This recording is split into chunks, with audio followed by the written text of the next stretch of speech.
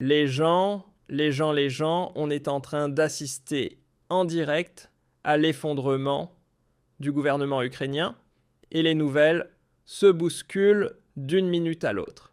On vient d'apprendre que 5 autres proches de Zelensky sont impliqués dans l'énorme scandale de corruption et c'est pour ça que le Parlement ukrainien envisage maintenant un vote de défiance ainsi qu'une demande de dissolution du gouvernement Zelensky. En plus, il a été révélé que Zelensky transférerait chaque mois 50 millions de dollars à l'étranger, ce qui semble indiquer qu'il prépare sa fuite. Regardons ensemble cette escalade explosive. C'est parti. Hier soir, lors de notre live stream, on avait déjà évoqué la possible fin du gouvernement Zelensky, mais là, ces 10 dernières heures, tout s'emballe complètement. À ce rythme, c'est carrément tout le gouvernement Zelensky qui risque d'être dissous, et Zelensky lui-même pourrait être destitué par le Parlement. Mais reprenons dans l'ordre, car ce qu'on sait jusqu'à maintenant, c'est que le comptable personnel de Zelensky, Timo Mindish, la figure centrale de ce scandale de corruption, a fui le pays, et ce seulement quelques heures avant que le parquet ne procède à son arrestation. Quelqu'un a visiblement filé un tuyau crucial à ce type et lui a même facilité la fuite à l'étranger. Suite à ça, une immense opération de nettoyage a été lancée au sein du gouvernement ukrainien et le ministre de l'Énergie ainsi que celui de la Justice ont déjà été démis de leurs fonctions par le Parlement. De vastes enquêtes menées par le parquet sont désormais en cours et maintenant on apprend que le chef de cabinet de Zelensky, autrement dit son bras droit, ainsi que l'ancien ministre de la Défense, sont eux aussi mouillés dans ce scandale. Le ministre de la Défense, quant à lui, aurait déjà quitté le pays et refuse désormais de revenir en Ukraine de peur d'être arrêté à son retour. L'ex-ministre ukrainien de la Défense impliqué dans un contrat d'armement corrompu, c'est ce que révèlent des documents ayant fuité. Rustem Umov, ancien ministre de la Défense, aurait été poussé par un proche allié de Zelensky à valider un contrat militaire frauduleux.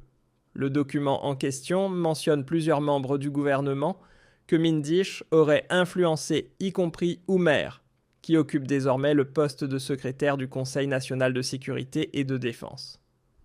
Toujours selon ce document confidentiel, Mindish aurait demandé à l'époque au ministre de la Défense de contourner les contrôles de qualité sur un lot de protection blindée dans lequel il avait, semble-t-il, des intérêts financiers. Il aurait même prévenu que de grosses sommes d'argent étaient en jeu. Humo, de son côté, a publiquement nié faire l'objet d'une enquête de la NABU. Il se trouve actuellement aux États-Unis, où il aurait, selon les médias américains, rencontré cette semaine un négociateur de l'équipe de Donald Trump pour discuter d'un plan de paix proposé afin de mettre fin au conflit avec la Russie. Mais les médias ukrainiens affirment de leur côté qu'ils refusent catégoriquement de revenir au pays. Donc selon les autorités ukrainiennes, l'ancien ministre de la Défense Umov est lui aussi directement visé par le scandale de corruption, et on cherche actuellement à déterminer jusqu'à quel point il est impliqué et combien de casseroles il traîne réellement. Mais rien que le fait qu'il soit à l'étranger et qu'il refuse de rentrer en Ukraine en dit déjà long. Sur certains réseaux sociaux, on va même jusqu'à dire qu'il aurait déjà demandé l'asile aux États-Unis. De son côté, Umov, ou du moins son bureau en Ukraine, dément formellement ces rumeurs et affirme « Non, Umov rentre en Ukraine demain ».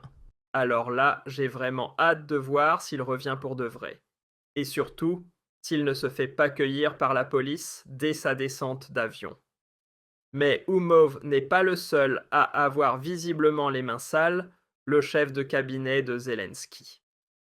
Jem Mike est lui aussi dans la tourmente.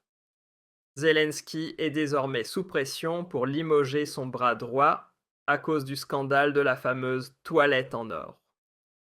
Selon des sources anonymes relayées par les médias locaux GMR, le conseiller le plus proche du président, est accusé d'avoir entravé les enquêtes sur la corruption, même s'il n'en aurait pas tiré de bénéfices personnels. On dit même que le gouvernement de Kiev pourrait tomber si Zelensky ne se décide pas à écarter Mike. Nos ennemis sentent l'odeur du sang, aurait-on déclaré. Certains députés ont exigé sa démission après l'apparition de rapports affirmant qu'il serait en réalité Ali Baba, un pseudonyme utilisé dans des écoutes téléphoniques liées au scandale énergétique. Jaresak, un élu du parti d'opposition Holos, a déclaré aux médias Politico que même des députés du propre camp de Zelensky soupçonnaient Mike d'être impliqué dans l'affaire. En clair, on ne sait pas encore à quel niveau Mike est compromis, s'il a activement participé à la corruption ou s'il a simplement fermé les yeux, mais même dans le second cas, s'il a su et n'a rien fait, alors lui aussi doit être évincé, tout comme les 2 autres ministres. Et c'est exactement ce qui pourrait se produire maintenant, puisque le Parlement ukrainien vient de lancer une motion de censure, accompagnée d'un projet de dissolution complète du gouvernement Zelensky. Poroshenko et Rudik réclament un changement de gouvernement en raison des scandales de corruption dans le secteur de l'énergie. Le parti Holos, dirigé par le député Rudik, a rejoint lundi l'ancien président Poroshenko pour exiger de nouvelles élections. Les ondes de choc provoquées par les révélations de la semaine dernière continuent de secouer la scène politique. Il faut admettre que c'est le monopole du pouvoir qui a tout provoqué. Un monopole de fait sur toutes les décisions et le contrôle, a déclaré Tymoshenko, appelant à la formation d'un gouvernement d'unité nationale pour éviter une nouvelle chute du pays. Les partis Solidarité européenne de Poroshenko et Patrie de Tymoshenko ont uni leurs forces pour exiger la destitution de l'ensemble du cabinet. Ils affirment pouvoir réunir les 150 signatures nécessaires en mobilisant les membres d'autres factions et en s'appuyant sur le soutien de certains députés du propre parti de Zelensky, qui avait obtenu la majorité absolue en 2019 afin de lancer le vote de défiance. Donc visiblement, les partis d'opposition sont en train de réunir les voix nécessaires pour ce vote de défiance et affirment que même des députés du propre camp de Zelensky seraient prêts à voter en faveur de nouvelles élections. Parce que eux aussi en ont ras-le-bol de toute la corruption qui gangrène son gouvernement. Impossible de dire combien de temps va prendre tout ce processus de motion de censure et de nouvelles élections en Ukraine, mais une chose est sûre, c'est un pas dans la bonne direction.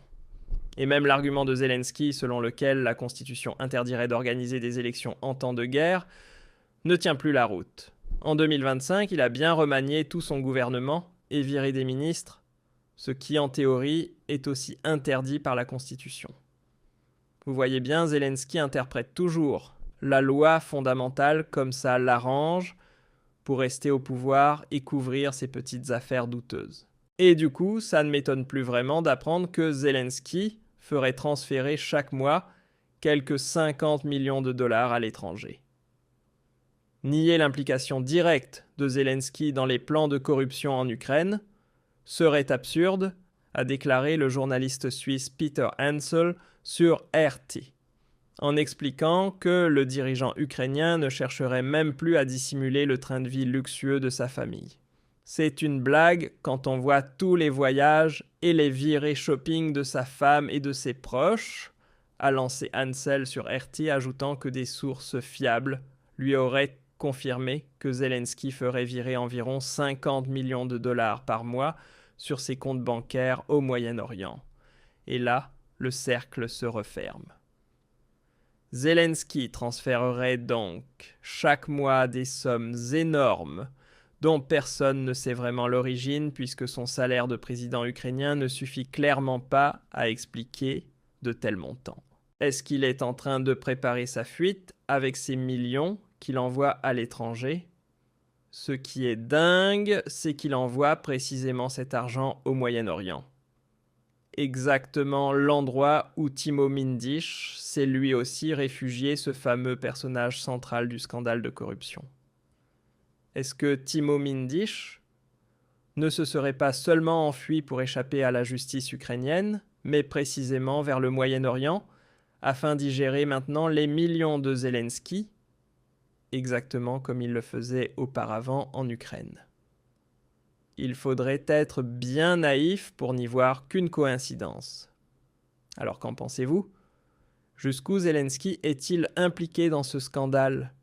Et est-ce que le vote de défiance au Parlement ukrainien va vraiment faire tomber une bonne fois pour toutes son gouvernement? Donnez-moi votre avis dans les commentaires sous la vidéo.